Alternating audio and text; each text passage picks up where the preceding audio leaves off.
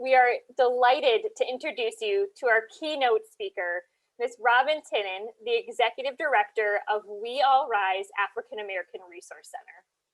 Robin Nicole Tinnon, born on August 6, 1991 on the south side of Chicago, Illinois, is an activist, public intellectual, and writer who advocates for the oppressed.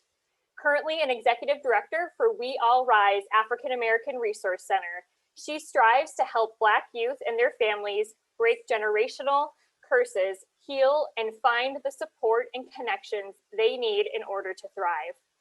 As a community activist, founder, feminist, and mom boss, she is impressed with our community members and their intentionality around healing together. Robin has her master's in clinical mental health and enjoys opportunities to discuss Black culture and collective liberation.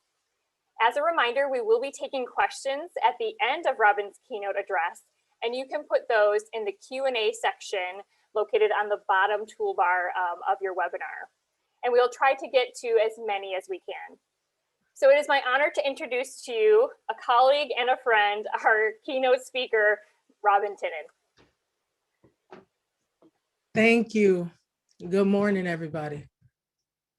I would like to first start by acknowledging that as I deliver my keynote message, I will open with a land, labor, and knowledge acknowledgement. For land, I acknowledge that this land was stolen. I acknowledge that I currently gather upon the earth that Menominee Nation people originally inhabited. My presence would not be possible without their caretaking and continued contributions of the tribal nations of Wisconsin.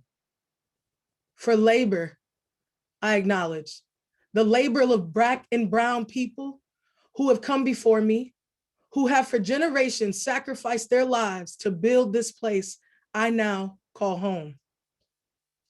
My presence would not be possible without their grit, their resilience, and their freedom dreams. For knowledge, I acknowledge that I'm only a vessel of this work and that knowledge and ideas truly belong to the universe. What you hear today is a culmination of wisdom that's been acquired from experiences, and I honor my responsibility to pass on what I've learned and unlearned with you all today. Next, I want to thank our Lieutenant Governor and his family who play instrumental roles in allowing us to hear his opening address this morning. Lieutenant Governor Mandela Barnes, I can only imagine that you're oftentimes seen as part of a single story. But I know that there's been many sacrifices made by you and your loved ones in order to push forward in the fight against injustice and progressive leadership that is necessary in order to continue to move our country forward. Lastly, before I deliver my message, I want to thank Wello. I want to thank Natalie, Mario, and Beth for inviting one of the leaders of our organization to speak to the transformative change that we have committed ourselves to as we continue to be active anti-racists as part of our pursuit of collective liberation. I thank Wello for all the necessary data collection and research that you all do in order to help the rest of us see the bigger picture of what is happening in our community, as well as pinpoint gaps that exist and future gaps that may. It is with your help that we will move forward in our pursuits of racial equity and justice work for the constituents of the greater Green Bay community, one of the most growing communities in our beautiful nation. Thank you so much for thinking of We All Rise African American Resource Center when thinking of transformative change makers of our community, because we get the support of so many of the change makers around here. So here it is. Time wins every time. And we are all racing to something, but time wins every time.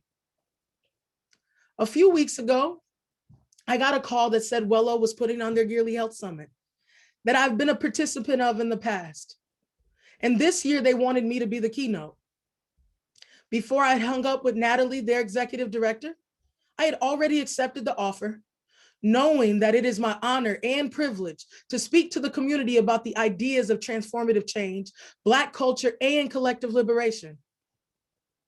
Those were my initial thoughts. I, like many others, get to choose what I think about and also what I invest my time and energy in. So I choose to think about myself and the likes of others who still care to know how we come together when we've seemingly fallen apart.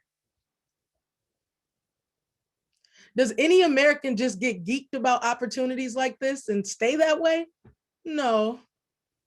In the hours that followed, I contemplated my plight. I contemplated the risk that saying the wrong things could have for not only my life, but those around me. And I thought about the reality that public speaking is nobody's favorite thing to do. But I then thought about Martin Luther King Jr., Sojourner Truth, Malcolm X, Claudette Colvin, Angela Davis, Assata Shakur, Eric Gardner, Trayvon Martin, Sandra Bland, and George Floyd. And so many more that have helped me to remember that it is my duty to do this work. And it's also my duty to speak truth to power when the opportunities present. A couple weeks after that, I was asked to give a quote for our press release. And so I did. And then I said, as a community, we have the ability to be in constant action towards collective liberation.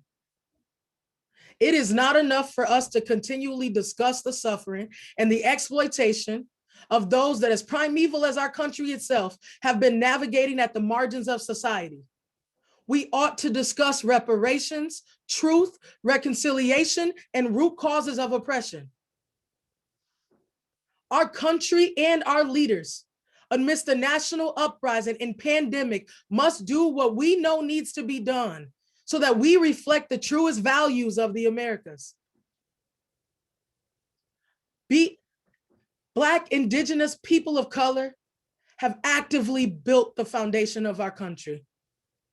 And so it is time to do away with savior and superiority complexes and allow real opportunity for equitable housing, schooling, healthcare, employment, and most certainly justice and accountability for those who continue to violate the bodies of Black and brown people. So what are the root causes of oppression? It's not alcoholism or simply mean people.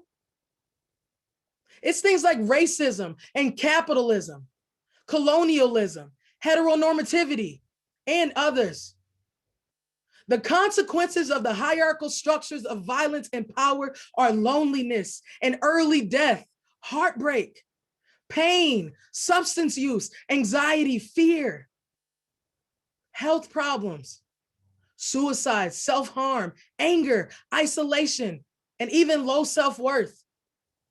Places that many of us have been. As a community, we don't get to turn a blind eye to those that are most impacted by violence and power. For some time now, y'all, we have. Yes, time keeps along. But where has that actually landed us? We've gotten away from the truest values of life. Indigenous folks will tell you that our power comes from the earth.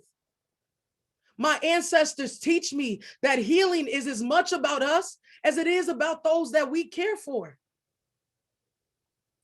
How hard is it for us to get traction in this snow when your tires are bald and beaten up?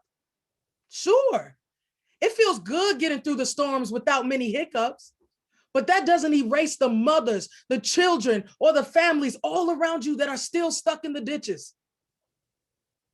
It doesn't make living life more exciting, because the truth is we are at our pinnacles when the others around us can weather their storms too. We live in the greatest nation in the world. Prove it.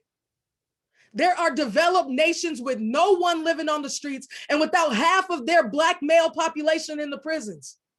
It's not because everyone there is stronger than the American people. It's because they hold their leadership accountable for equitable qualities of life. They do away with bootstrap mentalities and understand that unity is less about politics and more about decreasing the average person's student loan debts. That's investing. That's good sleep at night. making sure that everyone from our babies to our elders are insured under quality healthcare acts, creating infrastructure that allows for quality housing, investing in education, mental health, and tax cuts for those that need it the most. That's not politics, y'all. That's liberation. You ever heard the saying, throw me the ball and watch what I do with it? White supremacy is scared of the American people. That is why there is such a divide between the rich and the poor, because let's be frank, we can have 3 degrees in America right now and be 1 paycheck away from our own lights being cut off. Such an atrocity, right? We allow it. Those that walk around here that decide in business over people, decade after decade, and still, where has the middle class gotten? Closer to poverty than most would truly like to admit, but the gag's up. Black, indigenous people of color, young people, white people, immigrants, refugees, LGBTQ and gender non-conforming and non-binary folks are becoming movement builders and organizers even after they work their full-time job. It's in their hearts, y'all. But let's look at our state. Let's look at the status of our state, Wisconsin. We're getting global recognitions for things like being the worst place in the nation for Black people to live, being home to the highest Native and Black men incarcerated. Our education system. According to the National Assessment of Progress, Wisconsin has the widest achievement gap between the Black and brown students of any state. As well as we've held this standard for quite some time now. Most people are referring to this as the Wisconsin chronic Black-white achievement gap. We should have heard of the terms and recognized our complicity in things such as the school to prison pipeline, standardized testing not really being standard. I mean, how could it with underserved and underfunded schools as the usual in Black and brown neighborhoods? Elementary schools with as many police calls as the local bar strips. We reallocate funds to put in nearly $500,000 into investigations from companies across the nation into what is basically racism, but we call it unruly and misbehaving kids instead of investing those dollars into mental health and social workers that our kids and our families truly need. Does our quality of life surveys in our community even capture the people? Because last time I checked, there was way more Black people chalooping around here than what those numbers truly reflected. What about the rest of Wisconsin? WPR reported in November 2019 for the 3rd year in a row. Milwaukee and Racine are among the worst cities in the United States for African Americans to live. Black Americans in the 2 cities make half of the median income of white residents and are nearly 12 times more likely to be put in prison than their white counterparts. Overall, Black imprisonment is 10 times more likely here than white imprisonment. We are the worst state in the nation for the wellness of the African American people. We're the worst state in the nation for the wellness of our African American youth, y'all. And what about Black women? Today, Black women earn 61 cents for every dollar made by white men across this nation. We also see that Black Americans are receiving advanced degrees more than ever before, yet our pay is lower than our white counterparts at every single level of education. We talk about the social determinants of health, Black people, and how we are disproportionately killed by coronavirus. And what about our Brown County supervisors? One looking at my staff member a few weeks ago. Hey, I'm from Evanston, a Chicago suburbs, but you know about the housing projects that they built in Chicago to help y'all, like the Cabrini Greens, right? So we walked out because we didn't come for microaggressions, we come for leadership.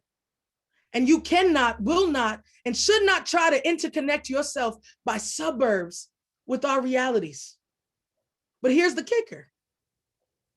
You wanted to relate to the Black people, but couldn't relate to the fact that racism is the national health crisis, period. Not race equity to clear things up.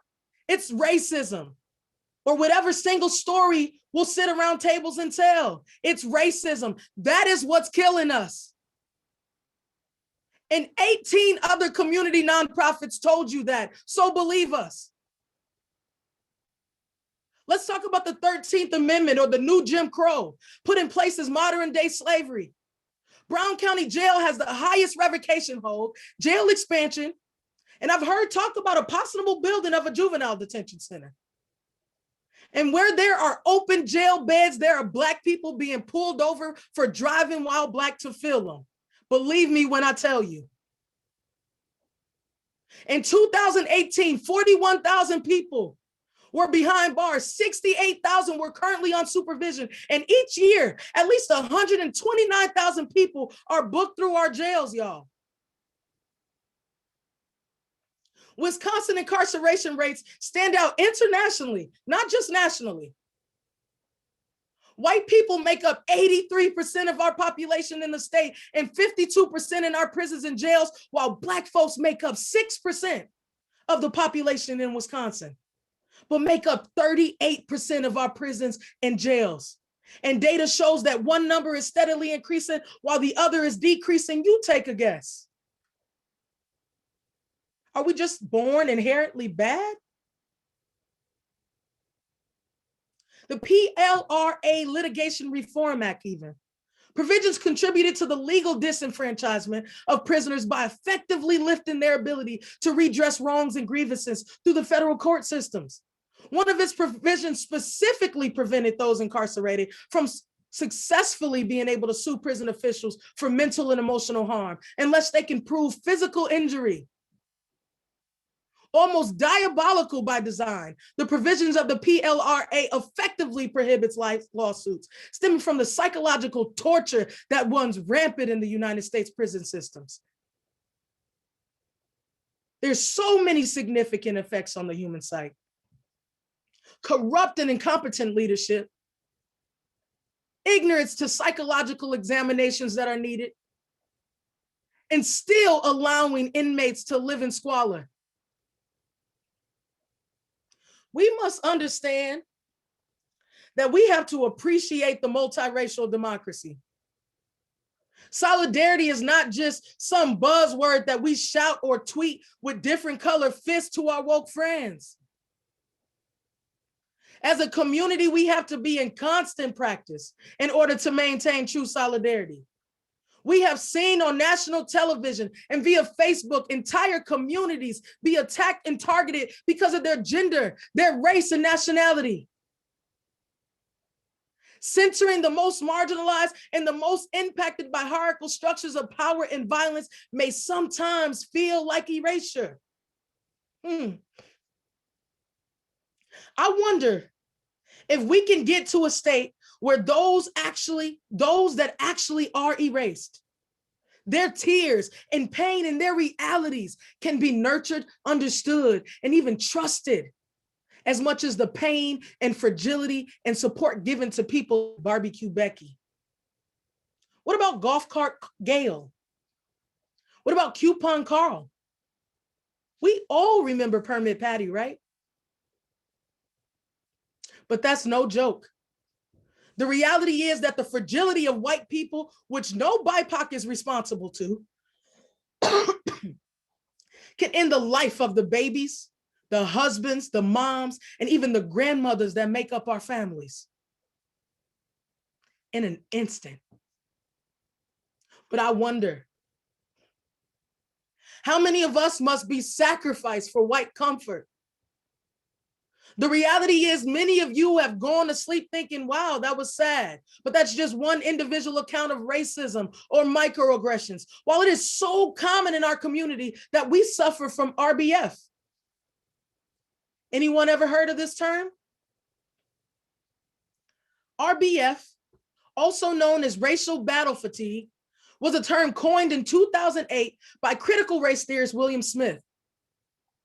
It was originally used in reference to the experiences of the African-American men in America, but it's now expanded to describe the negative and racially charged experiences of all people of color in the US. It's defined as the cumulative result of natural race-related stress responses to distressing mental and emotional conditions. These conditions emerge from constantly facing racially dismissive, demeaning, insensitive, and or hostile racial environments and individuals.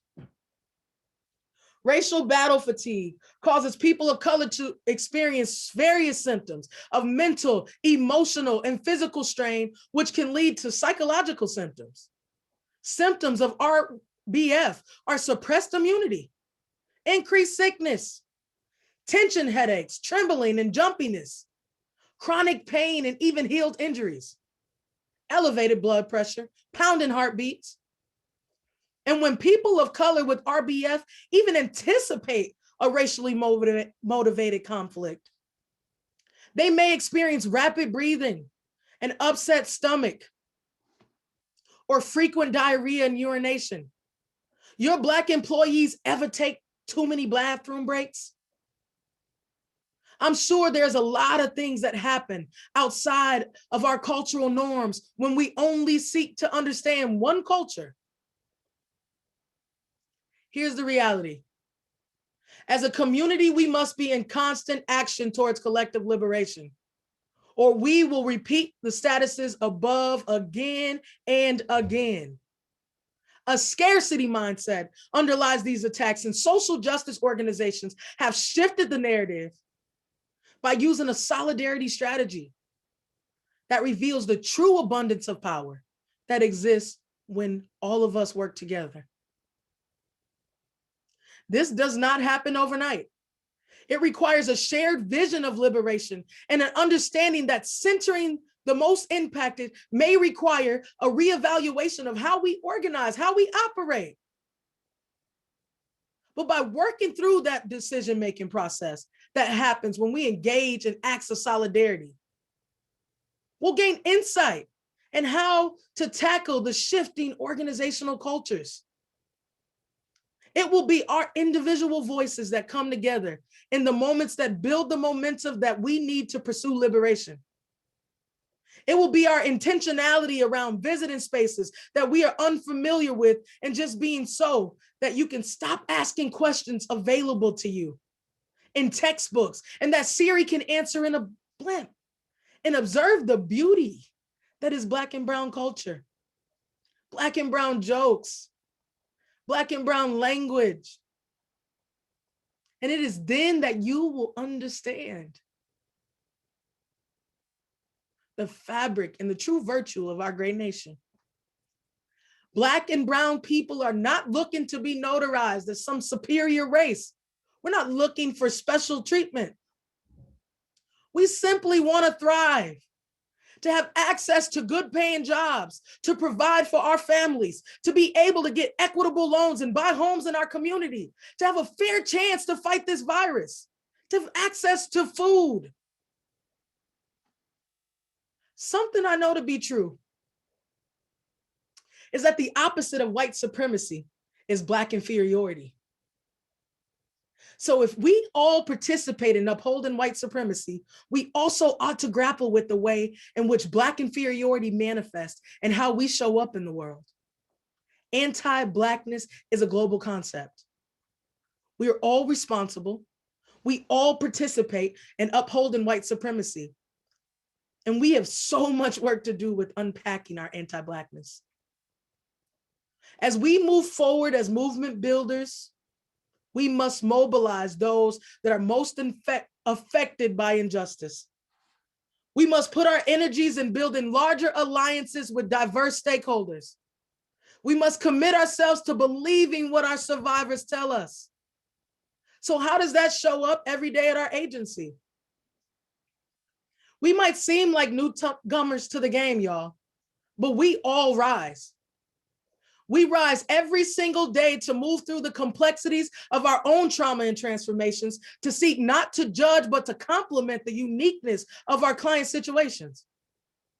You'd have to get to know Miss P, A woman who came seeking emotional support after addiction, but her recovery journey became as much about healing us with her laughter, smiles, and good vibes as it is about living in her truth. Or one of our young people who wrote on a Give Big Green Bay slip that we need money because we broke. Enough said. We get to cherish and bask in the joy that our clients bring us because they're not just clients, because there are no single stories. We are not just advocates or psychologists or executive directors, we're clients.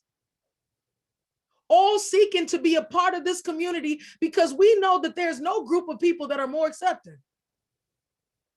No group is more able to be believed because experience is the best teacher. One of our youth that we call Jasmine One would tell you that Black Lives Matter was not just a moment, it's a movement. And in the words of Xavier Dagba, as you focus on clearing your generational trauma, do not forget to claim your generational strengths. Your ancestors gave you more than just wounds. So as we end this morning,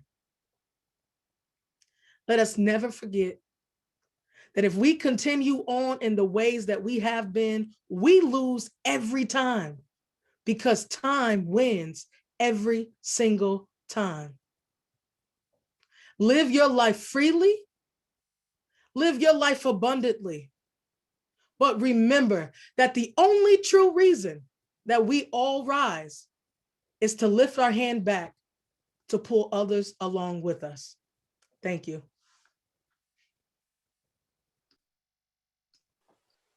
Thank you. Thank you, Robin, for your passion, your knowledge. It's really humbling to hear from you today. Thank you for sharing your message with us. We really appreciate that. Thank you. At this moment, we are open to questions for Robin. She has graciously said she wants to hear from you. One of our first questions that we have is, Robin, what steps can we take as a community to really come together and celebrate diversity? And so I'll leave it there. How can we come together to celebrate diversity in our community? Yes, I like that question because it starts with celebration, right? We don't want to tolerate other cultures. We want to appreciate, value, and celebrate other cultures. And so thank you. But there's several steps. I think that it's important that we try to be intentional about going into spaces that Black and Brown people occupy. One of the things that we did in the past years is had Juneteenth, Freedom Day for Black culture. As a community, we have to invest fully in these things. There's fairs that are way more packed and way more diverse than our Juneteenth events. So all of our community needs to come out and participate in opportunities like that, as well as support at our jobs, support on Facebook, all those things. Like, be willing to share the truths that survivors are telling you. Be willing to share the truths that your friends are telling you that is happening in their lives. And also be willing to just sit back, relax, and enjoy what is Black joy and Black culture. So many times we're like tempted to like ask a question or something that we know that we can get access to because we're feeling it in the moment. But as we move forward to collective liberation, we ought to just sit back, relax, and do something that really a lot of us haven't done before. And it's really bask in the joy, like I said earlier. Absolutely. Thank you for that. Our next question is, what needs to change in the way in which we talk about Black culture in the greater Green Bay region? Ooh. So appreciate that question. There's no single answer. There's so many things that we need to do. First, before we've been discussing Black culture a lot, right? I think in the news and the world has already been bombarded with images and propaganda that is what we've embedded in folks to believe is Black culture. So one, we have to be intentional about navigating spaces so that we first experience what is true Black culture and Black joy. But it's really believe in survivors. If you ought to like sit down and you listen to what folks are telling you, that is what will change. You'll naturally become advocates for those that are oppressed. You'll naturally become advocates for those that are at the margins, because it is the very necessary thing to do. And like I said, time wins every time. So if we're living our life freely, if we're moving forward, if we truly believe in collective liberation, then it'll manifest. Beautiful, thank you. Our next question is, what would you say to someone who wants to be a part of the solution, but may not know how? Can you kind of describe what are some first steps that people can take? So there's so many ways to get involved in movement building and organizing. There's so many ways to amplify the voices of those that are unheard. We all have our own different spheres of influence. So what I would encourage a person that would like to get involved to do is, maybe it starts off virtually or in person in community with events, but use your power, use your strengths to speak to what is necessary. And so there is so many lists, there's so much information available. And Rachel shared a group of like readings in there, but we have to, maybe it's getting involved with mass incarceration. Maybe it's protesting. Those things are all needed to elevate the voices.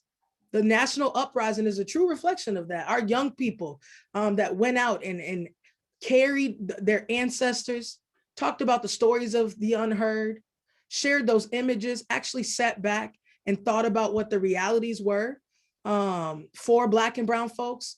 Those that are in the healthcare field we talked about training earlier, but it doesn't just end there. There's real opportunity for us to use those trainings to go out and teach the others that are on the floor, from CNAs to nurses and our doctors, about how we truly believe Black women. We recognize things like the fact that we're dying more in childbirth than any other time in our history. And that's the fact. And so all of it goes back, y'all, to like believing survivors, believing what they tell you, using your strength and your power to get involved in your various forms and spheres of influence. Stepping forward. Like we talk about a lot of stuff, but sometimes we just got to wake up and say, I'm going to do it today. I'm going to go walk in. I'm going to say, I want to get involved. I'm going to fill out that survey where folks are asking for help. I'm going to donate, because that is what I can do. I'm going to donate my time or my treasure. So it's your different sphere of influence. Absolutely. Thank you. I like this question. When did you know that this work was in your future? And how can others follow in your footsteps to power? Thank you. Like as a young person, I was the eldest of 6 children. My mom, a teen mom, but powerful and beautiful and strong and resilient, like I talked about earlier. And I just knew that like my siblings, they leaned on me for support. And then, I went on my own journey, went to college, all those things, had my own children. And then I met a woman by the name of Stephanie Ortiz when I was in my early like teenage to young adult years, and was learning before I'd be the voice of a lot of things happening in my community.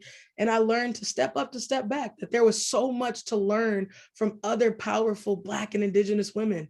And so just those experiences, people trusting me, me pushing through, right? So we go into spaces and we make mistakes. That's a natural thing.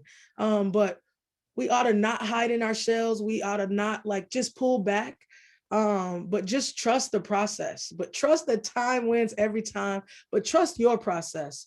You are enough. You can do this, and what's embedded in you, that will be what thrives. That will be actually what comes out. And so when we make mistakes, push through. But I've learned and leaned into my power because I've leaned on other Black and brown women. I've listened to their voices. I've learned to step up, to step back in those spaces.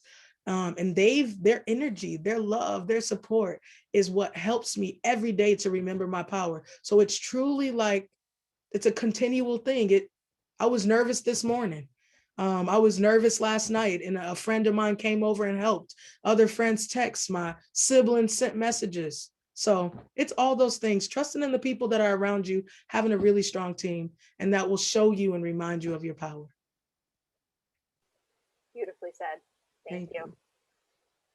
you. Next question. For those of us working in higher education, what are some suggestions from your perspective on how to make our spaces as welcoming and inclusive as possible? Well, we know that visuals are really important things.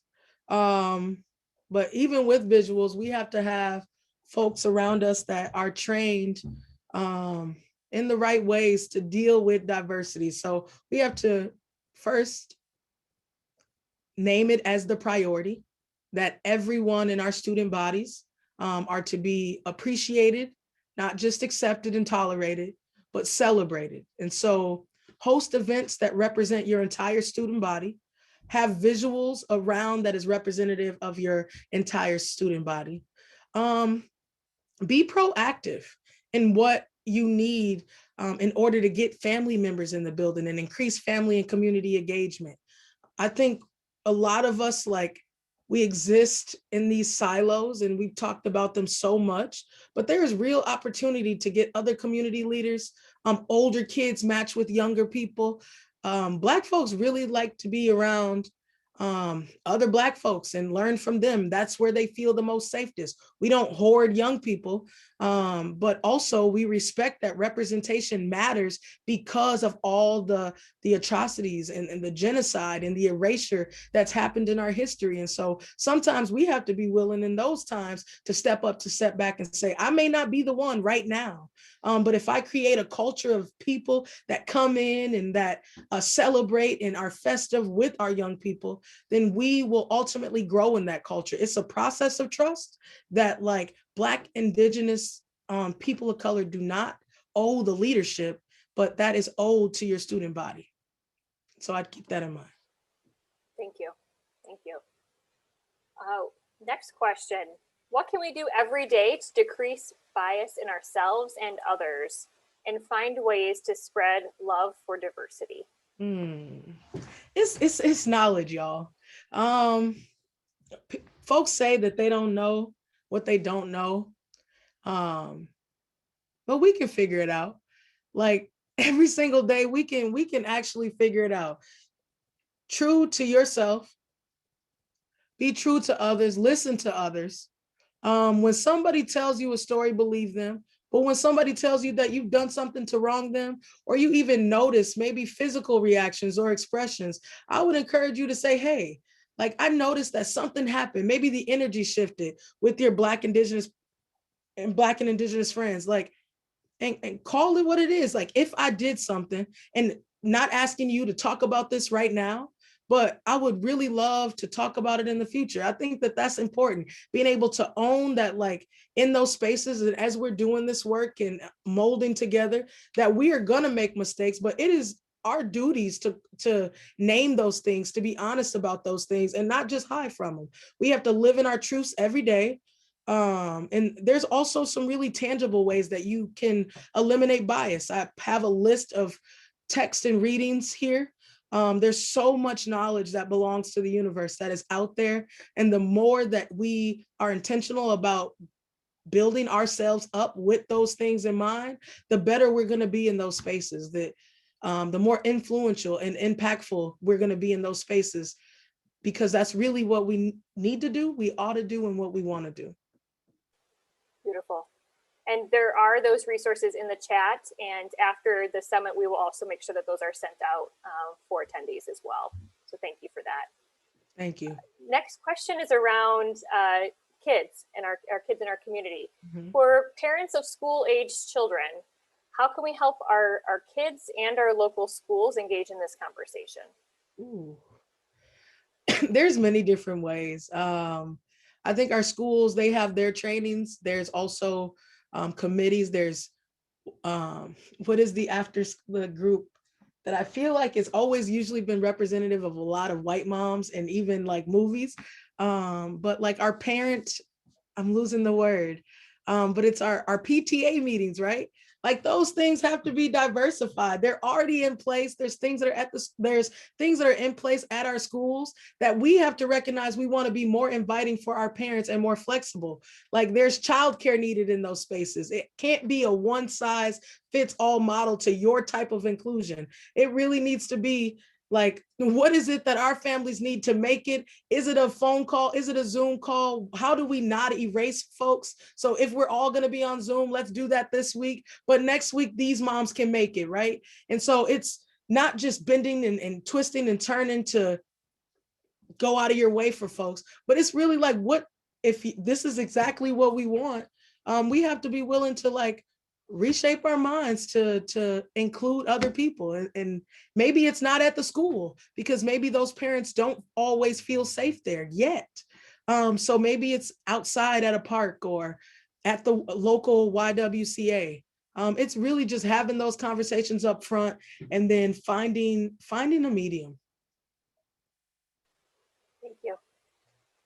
Our next question is, can you please share some examples of the way you see colonialism and colonizer mentality showing up in our community today? Oh, that is we talked about that in our training, just here at our organization a few weeks ago. But it's the idea that like, this is our community. We own it, on Oneida land and Menominee land. The amount of inequities that exist in home ownership here, that's colonialism. You've literally conquered the land by the masses and ignored the truths that there's so many inequities that exist in home ownership that Black and brown folks are literally compartmentalized into apartments and shut out into certain parts of the city, and white folks flourish throughout the city. That is one really good example of colonialism in our community. That conquer, I have the flag, I put it in the ground mentality, when this is indigenous land. Thank you. Thank you. We have two more questions. Okay. One is around, do you have a recommendation on how to reach the African-American leadership in our community or community at large to build alliances and trust? Yes, yes. I would say be diverse in our pursuits. And so one of the things that I did, like, I grew up in this community, and I'm one of the leaders in the community, but also there's so many others. We have pastors in our community that have done really great work in the past. I know that Pastor Green 20-something years ago introduced dockets and referendums that he wanted to put forth that was strategically about Black and Indigenous people of color, and their advancement in our community. And so I'd reach out, I'd go into those spaces. It is a pandemic, so it's a little bit tough right now. But one of the things that I did, and it wasn't because I was Black that I was just welcome to the table. Like, you have to be, like I said, true to yourself. You have to come at it from a real angle. If you don't have a plan, be willing to cultivate a plan with those different folks. But I would say walk in, knock on the doors, make those calls, send the emails, and don't feel like this person didn't get back to me quick enough or they are not just able to do it. I would say be patient, but also like push forward, make those calls, be brave, be brazen, reach out, let folks know what your vision is. And just trust it, trust the process. I've met so many amazing people, and I've grown so much into this role, even as the director here at We All Rise, because so many people called me and had a conversation, because I've been invited to tables like at Wello to have conversations very early on. Robin Davis, United Way, and like all folks that have reached out and said, hey, like, let's just have lunch. Chia from Golden House just the other day. We're on a lot of calls together. We haven't formally had lunch. Let's sit down, let's meet, let's connect. It's really about making those calls and understanding that if not now, that doesn't mean to be discouraged for a couple months from now or next year. All of us are living really busy lives. And sometimes I've had to express that, like, I know that you're busy, but I'd love to fit in even 10 to 15 minutes time to connect, because we're such a small but beautiful and mighty community that we can make a lot of stuff happen. We'll run into each other at places. So make the calls, send the emails, trust the process. You're right. I remember running into you at the movie theater a couple years back when we were still out in public. And I'm like, Natalie! Hey, Robin! And the last question, I think we kind of answered already. Who are some key authors that would help foster our accountability for community healing and help organize the educational process for change? That's a really good question to end today, my keynote. I'm a huge fan of Alicia Garza. A good friend of mine, Christina Shelton, had brought me a book as a gift a couple months ago. And we actually talked about it a little bit, and it talks about when we've fallen apart, those that want to see change when we've seemingly fallen apart. And the book should also be in the chat. If not, I'll send it. But Alicia Garza, Patrice Collars, Opal Tometi have all written books. They're the founders of Black Lives Matter. But I've also been given some really beautiful books by other Indigenous folks, and books like The Revolution Starts at Home, W.E.B. Du Bois, James Baldwin, I Am Not Your Negro. There's documentaries on Netflix like The 13th. You have to watch that 5 or 6 times to really let it hit home. Or I Am Not Your Negro documentary, or some music and musicians like Nina Simone.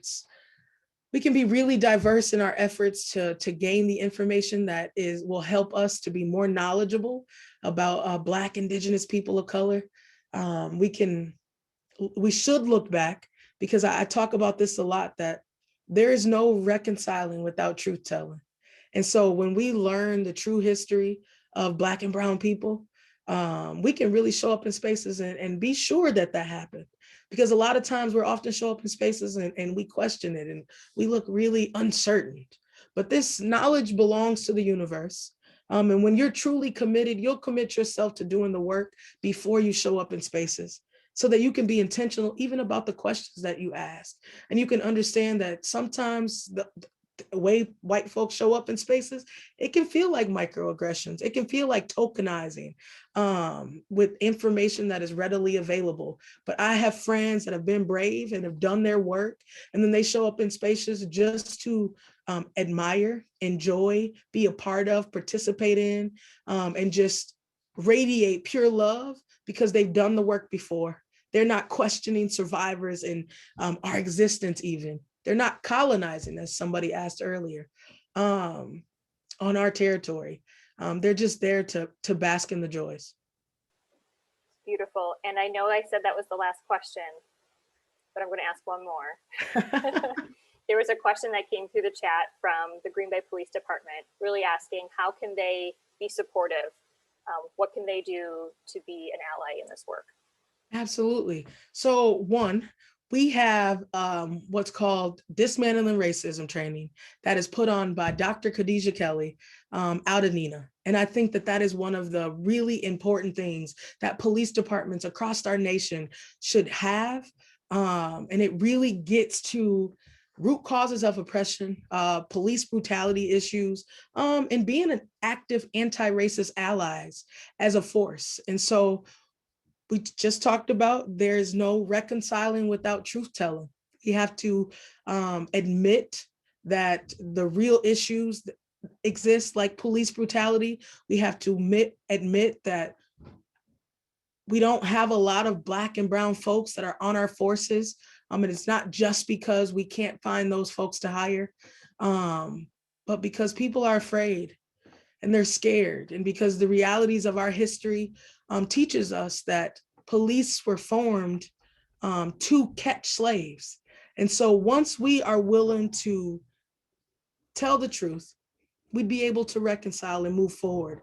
And then there's also things that we can do, like getting involved in the things that's happening. And so I've seen that happening in our community, even last year at Juneteenth.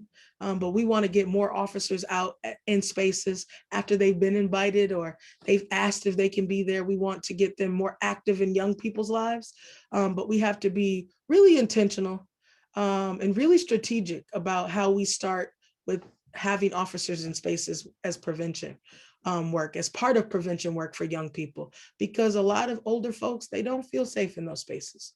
And so I'd start there. Thank you. Well, from what I've been seeing in the chat, and I'm excited for you to jump in there too, Robin, it sounds like people are just blown away by your comments today. Really, really appreciative of you really sharing your truth with us.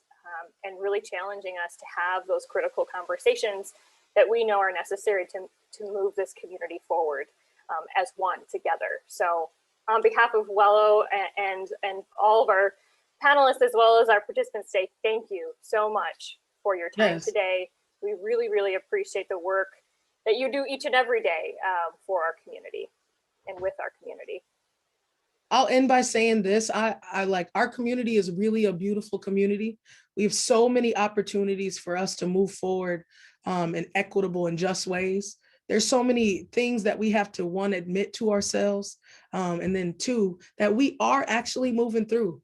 I haven't been a lot of places during the pandemic, but I know that there is something real brazen and strong about how we responded to our families across our community during this pandemic. And so I know that there is a lot of suffrage still to this day, but the relief in the ways that our community organizations, even with all the fear that we had, pulled together and had conversations and connected and shared resources for those that are most marginalized. That's something that we have to commit ourselves to after the pandemic.